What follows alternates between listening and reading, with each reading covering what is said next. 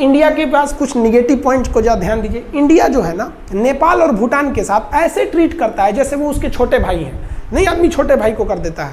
तो ये इंडिया की भी कमी है। इंडिया को भी सोचना चाहिए कि देश जो है वो क्षेत्रफल से बड़ा छोटा नहीं होता है। हमको नेपाल को एक बराबरी का पार्टनर के हिसाब से ट्रीट करना चाहिए। ये इंडिया की मिस पॉइंट है जो इसे छोटे भाई की तरह ट्रीट करता है। इस बात को हम भी मानते हैं। आप याद करेंगे जब नरेंद्र मोदी नेपाल गए थे तो उस समय उन्होंने कहा था अपने भाषण में, नेपाल के लोग जल्दी से जल्दी अपना संविधान बनाएं। तो इस पर नेपाली मीडिया ने भी प्रतिक्रिया दिया था कि आप कौन होते हैं हमको ये बताने वाले कि हम अपना संविधान जल्दी बनाएं या देर बनाएं। हालांकि उनका कहना का सेंस गलत नहीं था, लेकिन हाँ, हमें किसी दूसरे देश में इंटरफेयर नहीं करना चाहिए। तो ये एक नेपाल के लोग कहते हैं भैया आप हमको छोटा भाई की तरह क्यों ट्रीट करते हैं, हम ये हैं। दूसरा, नेपाल के लोगों का ये मानना है कि भारत का पॉलिटिकल इंटरफेयर है चाइना में।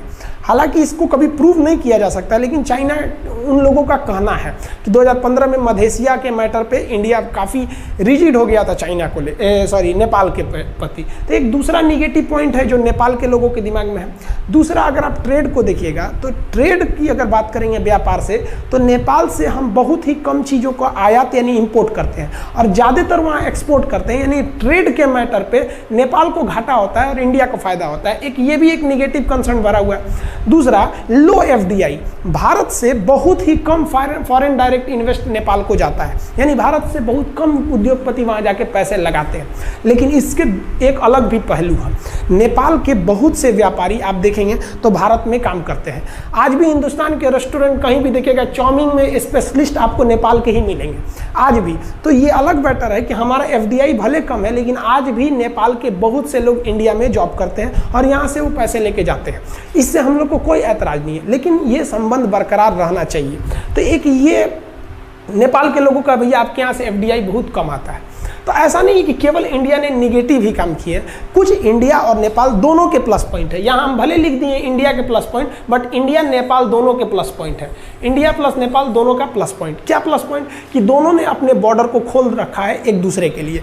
ओपन बॉर्डर है, ऐसा नहीं कि पाकिस्तान की तरफ बहुत टेंशन रहता है। केवल चेकिंग होती है कि आप गैर कानूनी चीज़ों को तो नहीं ले जा रहे हैं। तो ये दोनों के प्रयास से होता है। दोनों के लिए मार्केट एकदम खुले हुए हैं, ओपन मार्केट की तरह है। दोनों देशों ने अपने लिए प्लस पॉइंट देखिएगा तो दोनों में आप यहाँ से वहाँ जा सकते हैं बिना वीज़ा का, वहाँ से यहाँ आ सकते हैं। हिंदुस्तान में बहुत से लोग 1 जनवरी घूमने जाते हैं काठमांडू, बहुत ही सुंदर शहर है, प्राकृतिक दृश्य नेपाल में बहुत अच्छे हैं।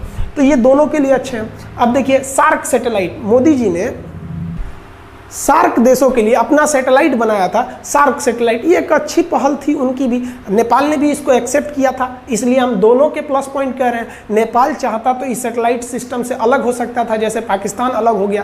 तो ये दोनों के प्लस पॉइंट है। अब आप देखिए जरा, पाम ऑयल की बात करते हैं। पाम ऑयल मतलब एक पाम, देख सकते हैं आप इमेज में देखेंगे तो पाम ऑयल तेल होता है, वो बहुत एक सरसों तेल का आप सब्सटीट्यूट समझिए पाम ऑयल का। आप अगर मैप में देखेंगे, आप मैप में देखेंगे तो आपको थोड़ा अच्छे से समझ में आएगा कि नेपाल ने भारत से काफ़ी पैसे कमाए पाम ऑयल के थ्रू। कैसे पाम ऑयल के थ्रू कमा लिए? पाम ऑयल तेल होता है, वो नेपाल में नहीं होता बट नेपाल से आता है। कैसे? देखिए, वो पाम ऑयल इंडोनेशिया या मलेशिया में होते हैं पाम। तो नेपाल क्या करता है, यहाँ से पाम को मंगा लेता है और उसको रिफाइन करके तेल निकाल के उसे कहाँ भेज देता है? इंडिया में भेज देता है। जबकि ये पाम, कच्चा पाम कहाँ से मंगाता है? इंडोनेशिया और मलेशिया से मंगाता है और यहाँ से बेच देता है। तो भारत सरकार ने कहा कि भैया हम कच्चा पाम क्यों नहीं मंगा सकते यहाँ से, उसको पेड़ के केवल तेल तो निकालना है, हम निकाल लेंगे।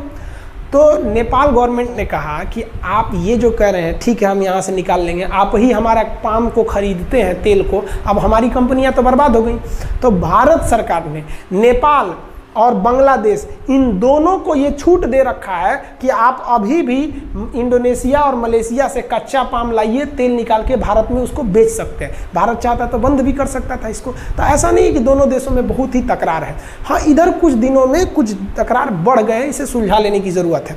भारत कहता है कि नेपाल से हमारा रोटी और बेटी का रिश्ता है। ये बात हकीकत है कि केवल इंडिया और नेपाल में ऐसा नहीं कि केवल व्यापार होता है। रोटी कहने का सेंस व्यापार है और बेटी कहने का सेंस यहाँ से हम लोग की शादी ब्याह के भी रिश्ते होते हैं, यूपी बिहार के बहुत लोगों की शादी होती है। सब छोड़िए ना, मर्यादा पुरुषोत्तम राम की शादी सीता माँ से हुई थी, जनकपुर नेपाल में होता है और अयोध्या यूपी में है। तो प्राचीन काल से ही नेपाल और भारत के बीच में रोटी और बेटी का रिश्ता रहा है। इधर जो कुछ सालों में अगर आप देखिएगा तो दोनों के बीच रिश्तों में कमी आई है। अगर आप कहें, अगर ये तकरार बढ़ते गया और अगर बॉर्डर सीज करने की बात आ गई या फिर आर्मी डिप्लॉय करने की बात आ गई, तो इसमें दोनों देशों को घाटा है, नेपाल को भी है और भारत को भी है। नेपाल अभी इधर पिछले 10-15 साल से काफ़ी तेज़ी से डेवलप हो रहा है, उसके डेवलपमेंट में बाधा आएगी। भारत जो अपना सपना देखता है $5 ट्रिलियन की इकोनॉमी होने की, वो बिना पड़ोसियों को साथ लिए पॉसिबल नहीं हो सकता है। दोनों देशों के टूरिस्ट में भी बाधा आएगी।